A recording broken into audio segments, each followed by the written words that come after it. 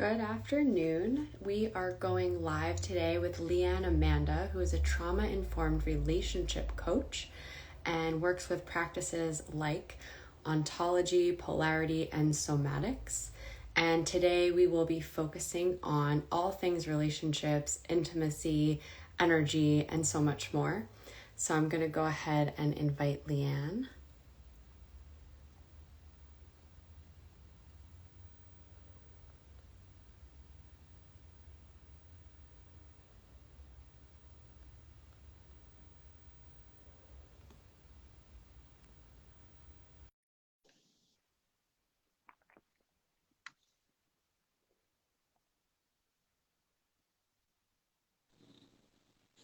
Hello. Hey, How's there it we going? go. Hi. Hello.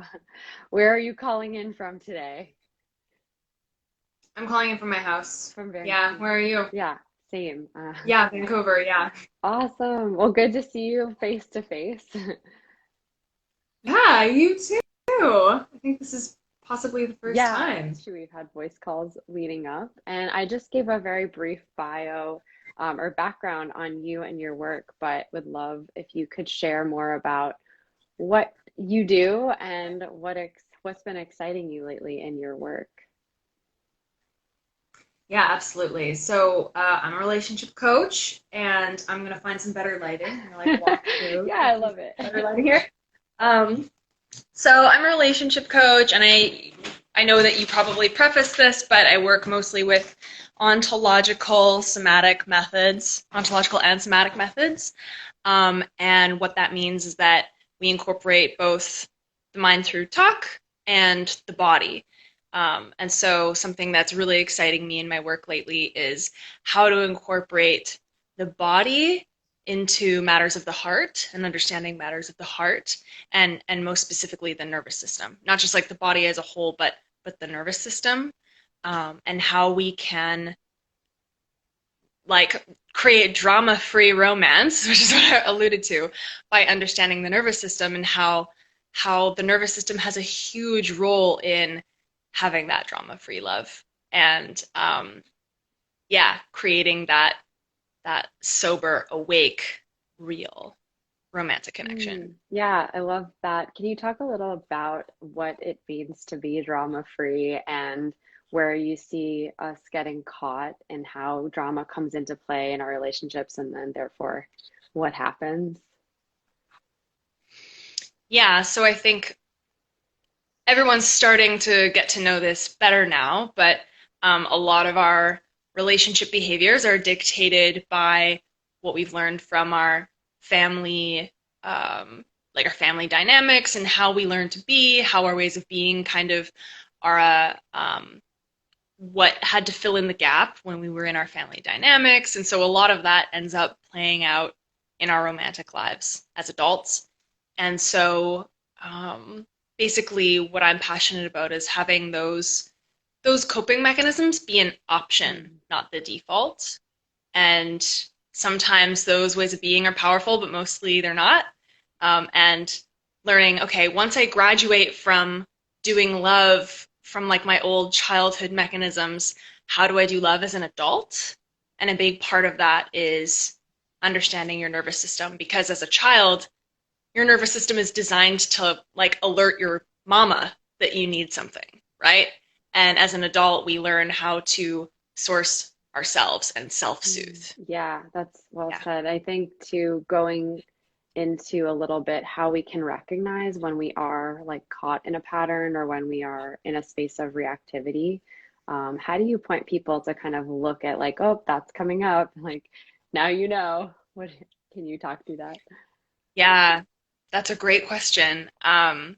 So have you ever been in a conversation with somebody you're dating and you're starting to edge on like new territory or sticky waters where like maybe you're having an uncomfortable conversation or communicating a boundary or a misunderstanding and you can feel like if you actually pay attention to your body Mm. you can feel like maybe your heart starts racing, maybe you're sweating like just a little bit, or maybe like your face is getting a little hot. Like if you actually checked in, you can remember like, oh yeah, I remember when energy was surging through my arms and I just wanted to like, right? Or maybe like I just froze and right? So we can, in the moment, tell exactly what's going on, whether we're having a stress response of fight, flight, freeze, or fawn. Mm. And then we can just ask ourselves what the body sensation of that is. Is my chest tight? Is my heart racing? Are my hands like clenched? Am I just like frozen? And something that when I'm doing a group session with couples, like if I'm doing a couple session, I'll say before we begin, let's bring our bodies into this conversation. Notice if one of you shares something that the other like disagrees with or feels defensive about, like just name what's happening in your body in that Mm. moment. Maybe even start taking your pulse. Maybe even like slow down your breath and name what has shifted Mm. in your body. Mhm. So just like incorporating it vocally, mindfully. Yeah, I think that's a really powerful practice because it's so easy to just jump up into like the thinking aspect and trying to analyze and like figure it out. But like until you're actually in the experience, it's really hard to kind of untangle some of that. And so, yeah, that's really, I like that. And I'm curious too, like, this is, you talked about doing this in the context of an existing relationship, but I also imagine that a lot of our likes, dislikes, what activates us and what doesn't, like comes into play as well when we're meeting new people and we're in the very like early stages of courting or dating and having a conversation. And like this tool of checking in with the body can be useful when it comes to like discernment versus just like shutting something off and pushing it away just because, it evokes something that we actually know, like we're not consciously aware of. So I'd love if you could talk a little bit about that too. Yeah, I like how you use the word discernment. I use a little bit of a harsher word, Mm. filtration, but I think they mean the same thing. And I like that you're bringing up a point about what if our body knows before we know, I think is what you're Mm. asking. Um, Potentially, or like, does the body know before we know what we're discerning or filtering? How can we trust what our body versus our mind versus our heart versus our forearms are saying about like this person in front of us on this date? And I think that it's always a coexistence. So when your body has a reaction, you check in with your conscious mind. Mhm. You check in with your heart. The I often see people either trying to do love solely with their heart or solely with their body or solely with their mind and like analyze like is this partner like biologically the perfect fit to mate with, or like oh this person just makes me feel all of this, and like you get to have all of it balanced and have them sort of like interconnected and all communicating with each other. Sorry if that's too vague of a response. No, I think that's really a good point. Well, I was listening actually to this talk on Dharma Seed, yes, a couple of days ago. It's like a podcast, and they were talking about like what does it mean to be really present? And it's exactly what you're pointing to, which is like all parts of you are online. Like your mind is online, your heart is online, your body is online. And so often our minds are like, we're there, and our body's checked out, or, we're feeling a lot of things, but like now we're completely cut off, like we've like, dissociated. So I think to Yeah. have that complete presence is a practice, and it's not something that like does come naturally. We are not used to operating in like complete presence. We're just not trained to do it. Yeah, well, I think we're trained to have presence, but I think it's more like hypervigilance. Mm. It's like we're hypervigilant for what won't work, what doesn't work, what needs fixing, where the threat is. And so we're present, but it's all going towards how to stay alive. Right. And so we never experience presence when really everything's good and we're just present with like being safe to tap into your intuition free from like the threat of harm, if that makes Yeah, sense. yeah, definitely. Like we're not present with a sense of like safety or spaciousness to actually like be with that full experience because we've been so conditioned to be in like a very survival based space.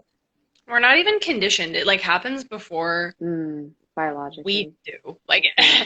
yeah, like we're not even like I've had a couple coaches say like you're not even required for this conversation of survival. Leanne doesn't even show up. Like she's not even online yet before your default goes like is something is this safe? Is this not safe? So what are some Um, things you can point to in the experience around like knowing, okay, we are online, like we have shown up here, like what are some cues that you are present?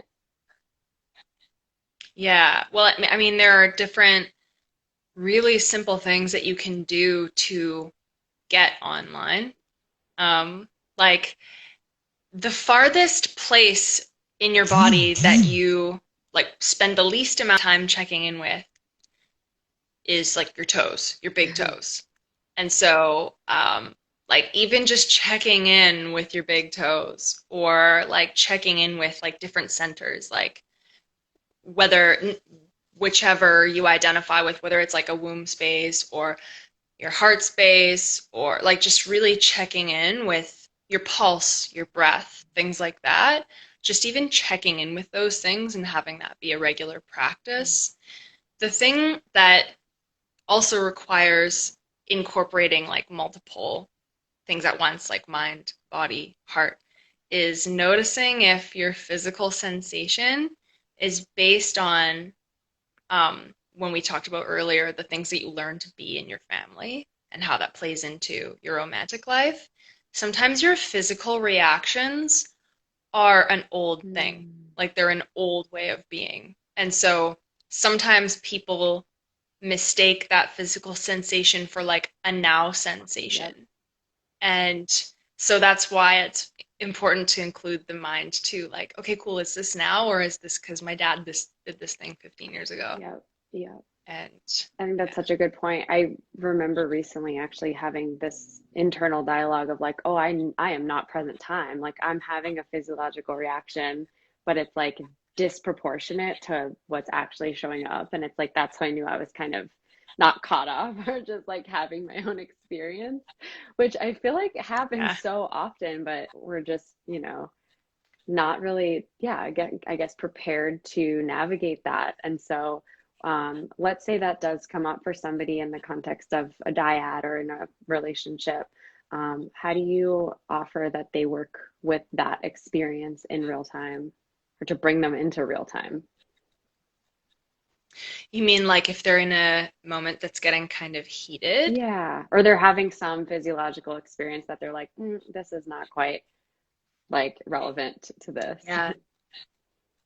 Yeah. So notice and name is the first practice. Noticing and naming it. I notice that my heart's racing, right? Like you're noticing it and you're saying it. Or like, um, I notice my heart's beating really fast, or I notice I'm short of breath, or I notice like a tightness in my chest. Um, just even like like incorporating the body and the nervous system vocally into the conversation between you and your partner so that all of a sudden you guys come down back to the most basic part of this conversation, which is that two nervous systems are communicating too. And as soon as you bring words to that, all of a sudden it's not two nervous systems like fighting against one another. It's like two nervous systems just figuring it out with one Mm, another, right? Like letting it exist. And then self-soothing is an amazing practice for when you're like getting in a bit of an uncomfortable conversation with your partner and maybe you notice and name the like stress response, right? And then either in the moment while you're still with your partner, you're like practicing, a particular breath technique perhaps, or you're just even taking your pulse. Even just taking your pulse is like starting to self-soothe. Or maybe you say, can we take 5 minutes? I'd love to be present. I am not going to be present if we keep going. And just time out and BRB, right? And then you go for a walk around the block or you do 5 minutes of breathing. Um, and make sure that you're letting yourself be the source of your own nervous system regulation during or in break from the conversation. Yeah, love that. Taking the pause. So important. Yeah.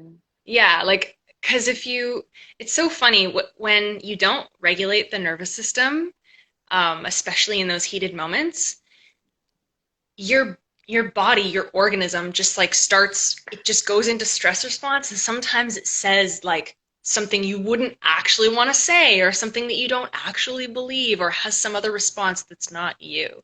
And that's why when you go beyond your window of tolerance, right, what your nervous system can handle, you become not you.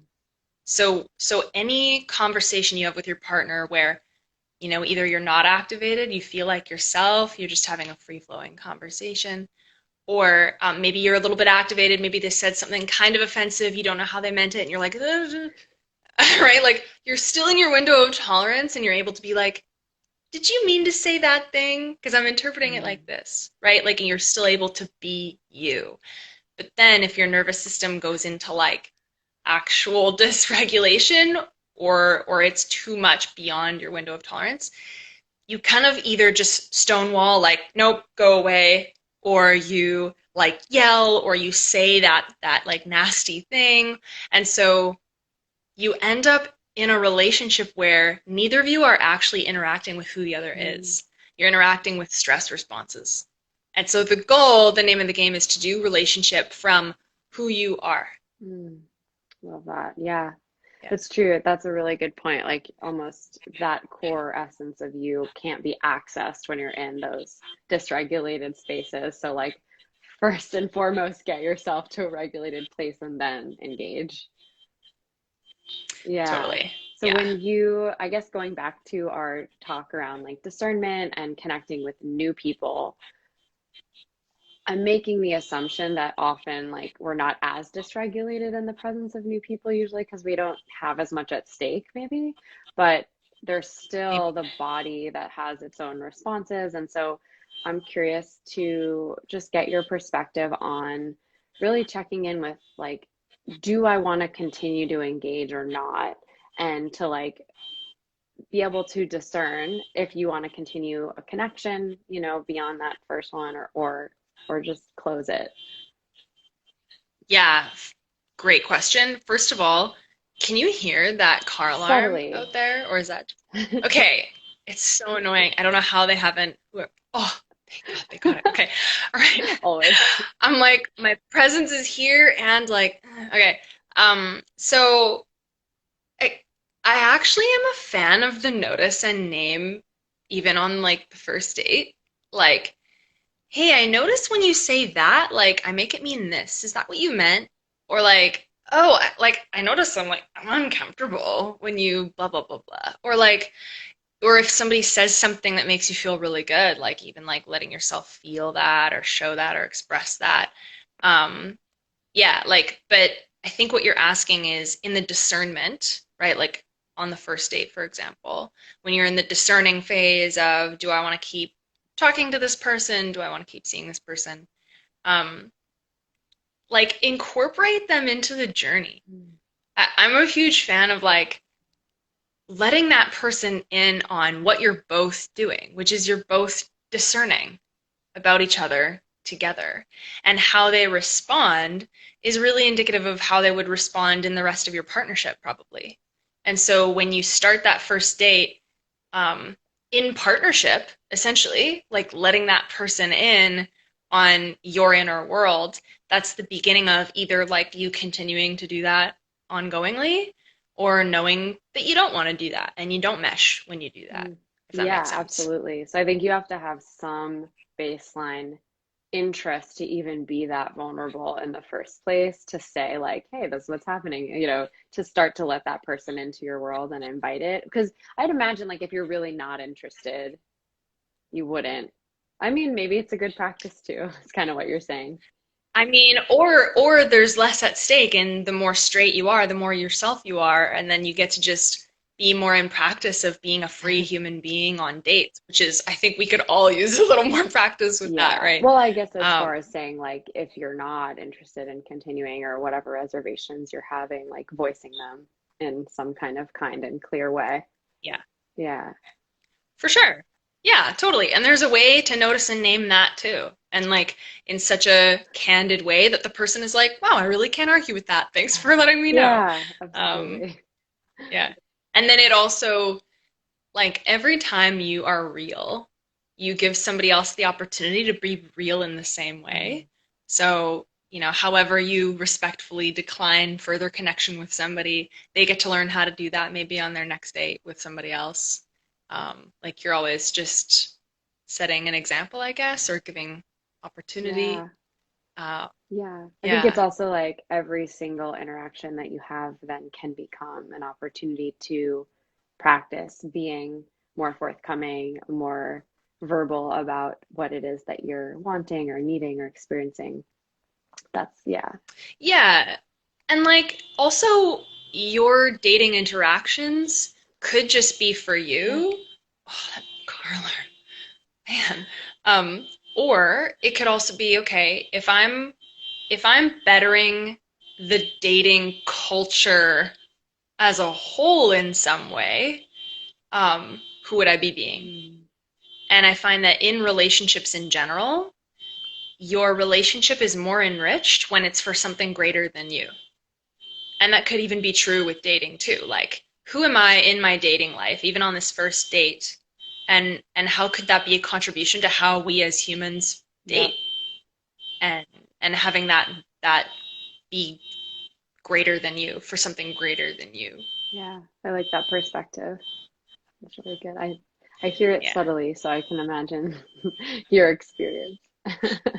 Um, I Yeah. want to talk a little bit about just more on somatic experiencing and somatics. And again, for those people that are newer to that word, if you can go into like what it means to practice, and then I don't know if you feel called at all to lead like a very brief check-in or something like that that people can um, reference for the future. That would be awesome.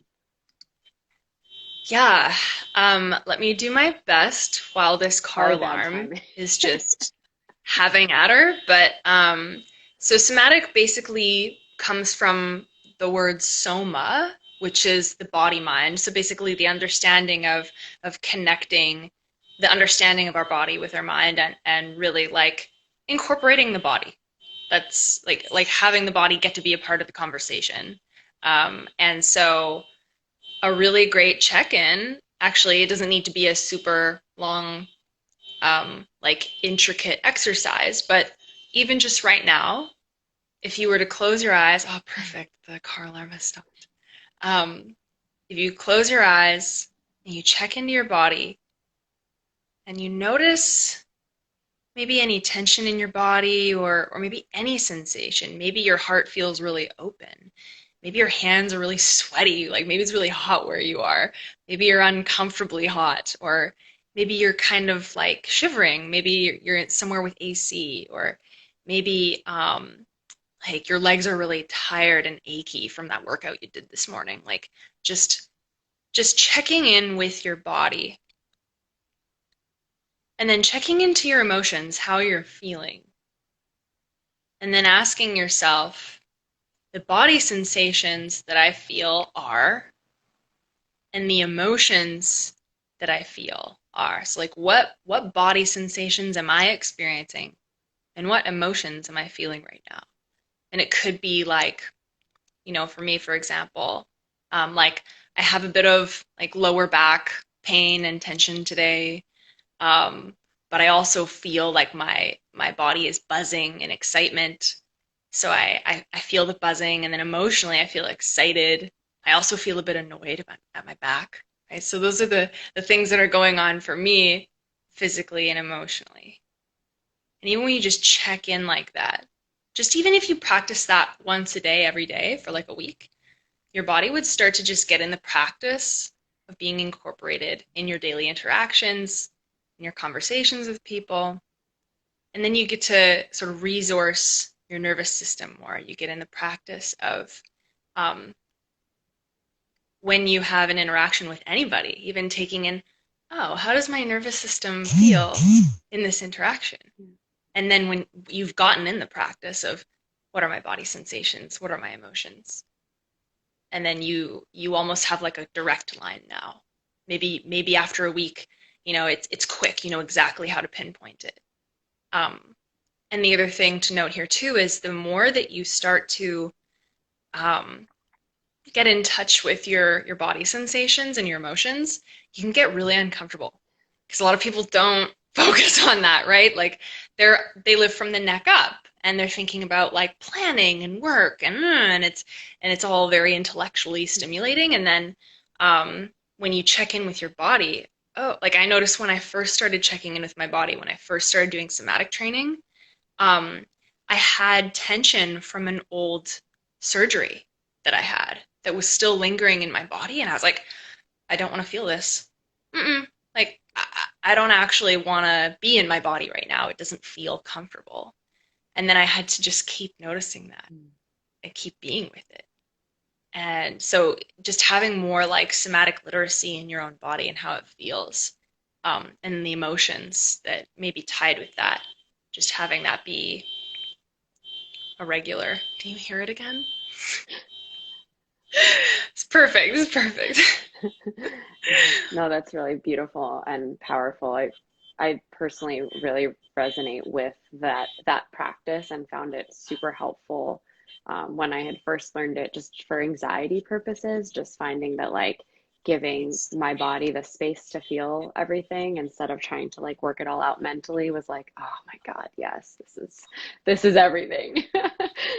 So Yeah, so good. Awesome. So then how do you find your mind-body connection supports you in how your nervous system feels around other people or like I'm not sure if you're in a relationship or if you're dating around and you're discerning, you're in the discerning phase. Like, do you find that practice has helped you gain literacy in how you discern so who you want to much. date? Yeah, I am in a relationship, but both and when I was in the dating around phase, um, I think Yeah. really the thing that helped me the most was to develop self-compassion and like just to be my Okay. own ally, like no matter what was coming up in the experience of connection, instead of like resisting it or fighting it or wishing it weren't there, just like allowing the full breadth of my experience to just be what it is. And I think it's a really helped also in my partnership with just communicating like what's happening and then also being able to invite that conversation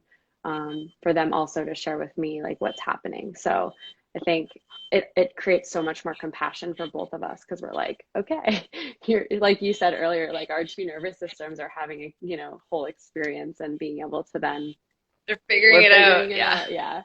So, yeah, I think with self-compassion, also just with like not getting, I think the thing that it's really helped me with is not getting as like tight around my experience. So I used to find, I think that's where some of the Hmm. anxiety would come from was like, I would get really tight around like not wanting something to be a certain way. And so in Hmm. dropping into the body, like just being able to create so much more space for the experience and um, instead of fearing the negative, the bad feelings, whether they're physical pain, emotional pain, um, just allowing them to be held in like the vastness of the body has been like super helpful. And also realizing like you're not going to die from pain, it just sucks. And so, I think a big part of my own practice is just like getting to that edge of like resistance almost and then like opening to it more and more to see like wow, this really, you can just keep opening and opening and opening and there actually is no like end Yeah. to that.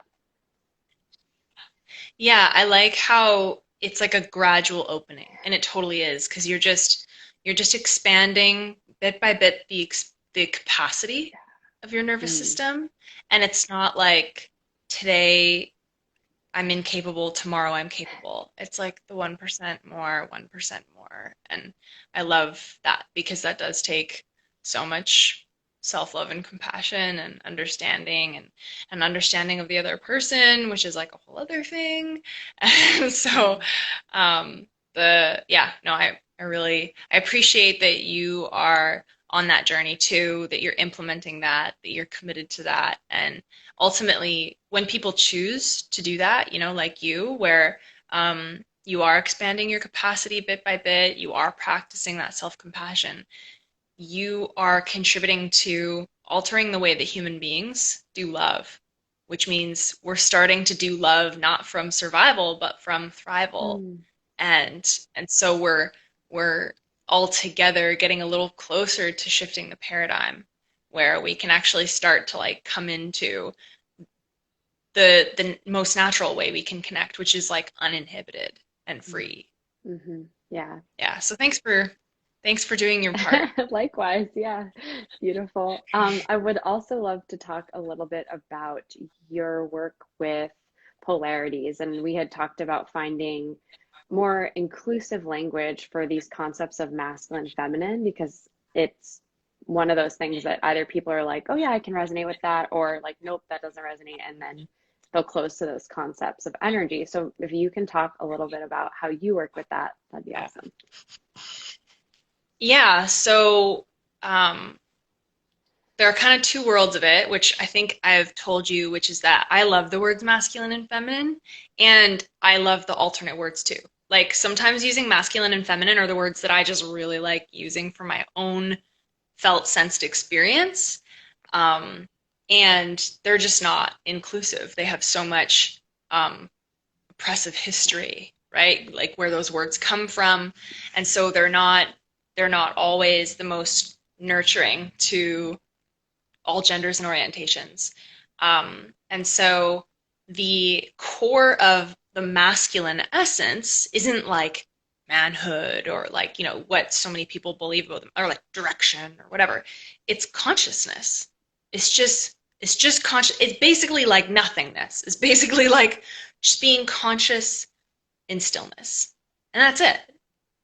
And the feminine is sensation. And also I love sometimes getting into these conversations with other people in the space where um, the masculine and feminine are usually like the hard and the soft and like the like powerful and the nurturing, when really like the feminine is everything. Like it's just kind of everything, all experiences.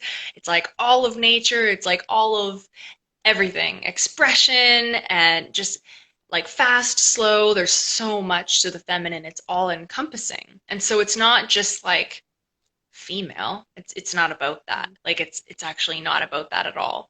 And so when certain people want to practice polarity with their partner and they don't like the words masculine and feminine, um, then we come to the words consciousness and sensation.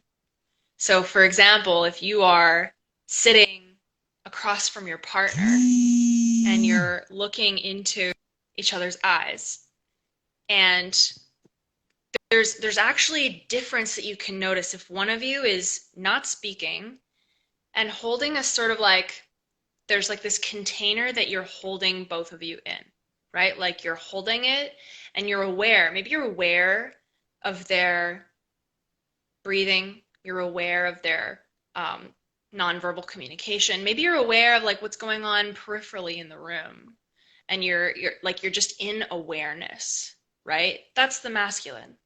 Let's say your partner is in sensation and they're focusing on their breath and how good it feels to breathe. And they're like, oh, so good to inhale, so good to exhale. Feels so good to look at my partner. Like, oh, I love this experience. Like, they're like feeling it and it's so good. Or maybe they're feeling like, wow, like I'm feeling like there's some other feeling that they're experiencing, right? Like one is very distinctly like awareness and one is in the sensation or the feeling. And it's so interesting because um, the sensation feeling is easier when you know somebody's holding you in the awareness. And so that's and the awareness is much more pleasant when you're being aware of your partner feeling. And I think that you kind of get to distinguish which one feels more natural for you. like when you're with your romantic partner, do you like to be the one who's holding the awareness, or do you like to be the one who's in the sensation, like lost in the feeling? And that won't always be all the time. Like you guys are going to fluctuate all day, every day. And maybe 80% of the time you feel this, or maybe half the time you just feel super neutral and you have like both.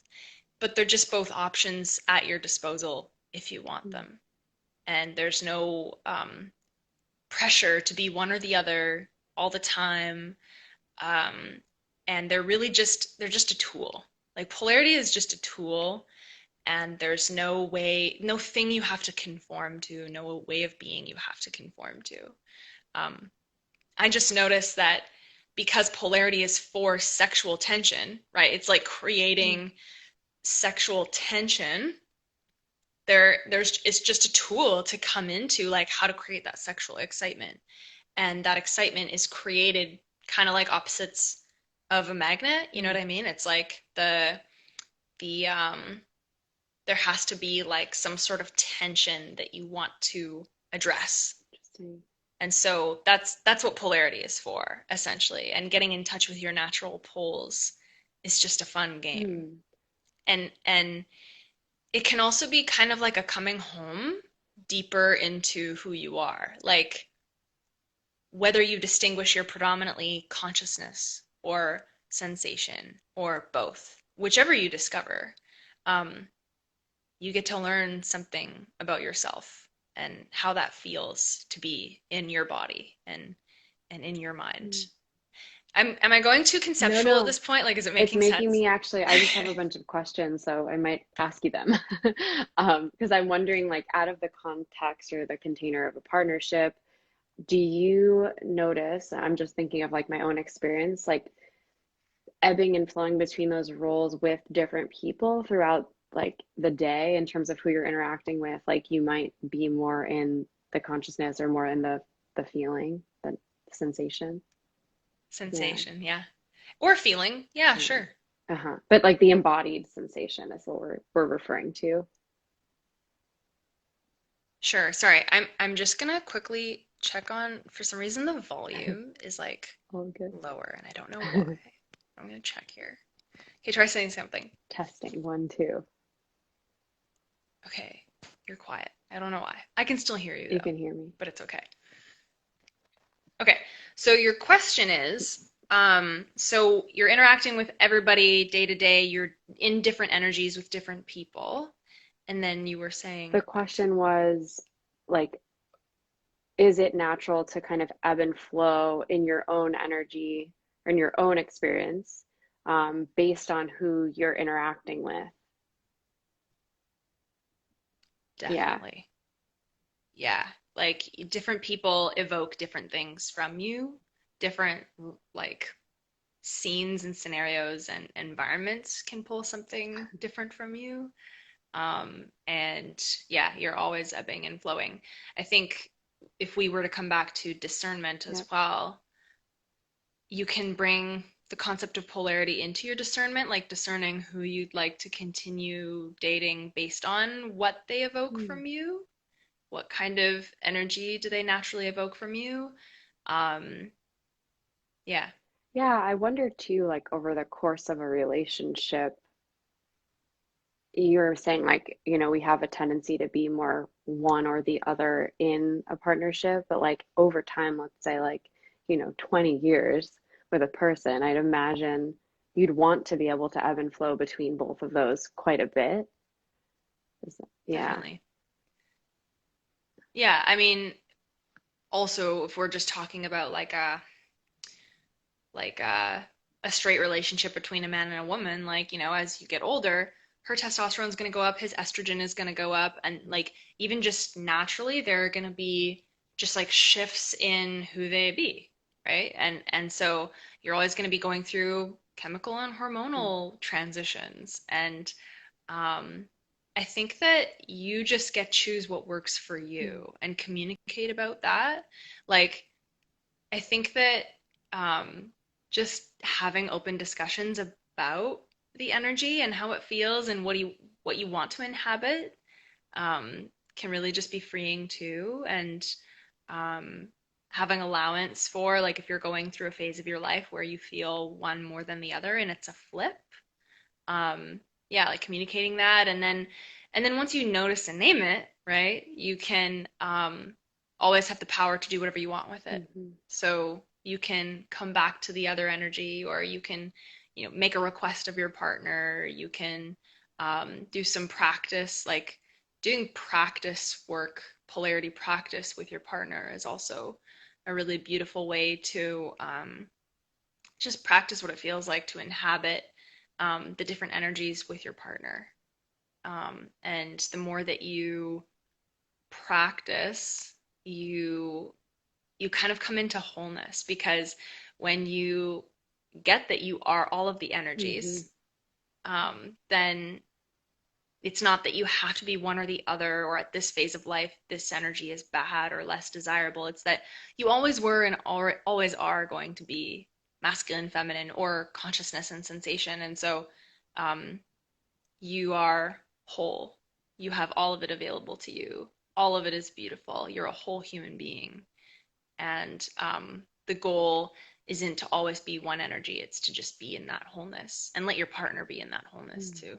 That's what I believe, at least. Yeah.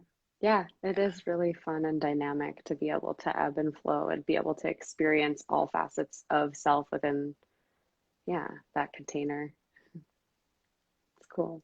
Yeah. So tell us a little bit about if people want to work with you one-on-one or workshops you have going on. I know that you're doing a ton of work with partners and couples and also work with individuals. So would you share? Yeah. Um, Honestly, the best way right now to reach out to me is probably through Instagram, um, and which we're on right now, so it's pretty easy to find.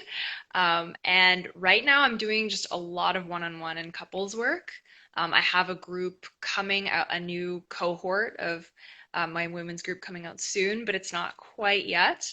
But yeah, the one-on-one and the couples work is most of what I'm doing right now. So for whoever's interested, feel free to reach out to me through Instagram here. Awesome. That's perfect. And I'll tag your handle and then just reference it so that people can find you after it'll all be in the IG live or IGTV notes. Perfect. Yeah. Anything else you want to share before we wrap for this chat? Um, yeah, let me just check in.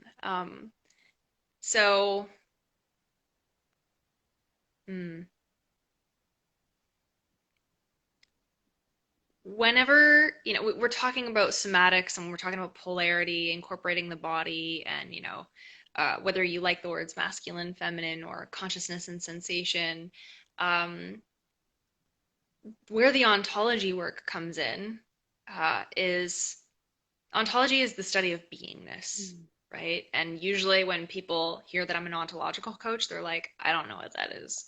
And ontology is just beingness, and masculine and feminine, or consciousness and sensation, those are all ways of being, for sure.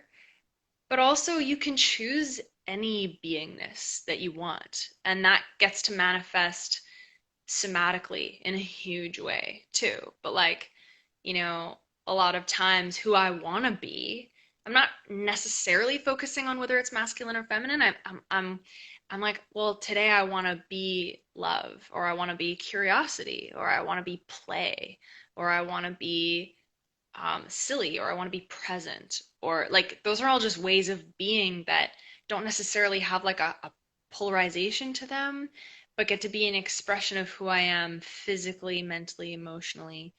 And that's the energetic transmission that you get to give out to your partner and to the world, and being really mindful of and like intentional about who you're being. I think makes a huge difference. And then again, you also get to feel out when you're on a first date with somebody, like, who does this person be when they walk through the world? Who do they choose to be? What ways of beingness do they choose to be? And I know I chose my partner because he's optimism and play and curiosity and like all these things that are just so like yeah, like the beingness I wanted in my Mm. life, right? And it's not just it's not do they have a good job or do they do this thing or do this thing. It's like what's the beingness that shows up in the room when they show up? Mm. Yeah, that's beautiful. How are you showing up in the Yeah. world and what does that feel like for yourself, but then for others that you come in contact with? Like, what are you exuding? What is your essence? Yeah, Yeah. love that. Yeah. What's the transmission? Yeah. Yeah, beautiful. Thank you so much. This was really rich conversation, and I'm so glad that you're sharing this work with the world and look forward to more conversations. Me too. Thank you so much. And thank you for what you do too. Thank you. All right, we'll see you next time. Bye, everyone. Bye.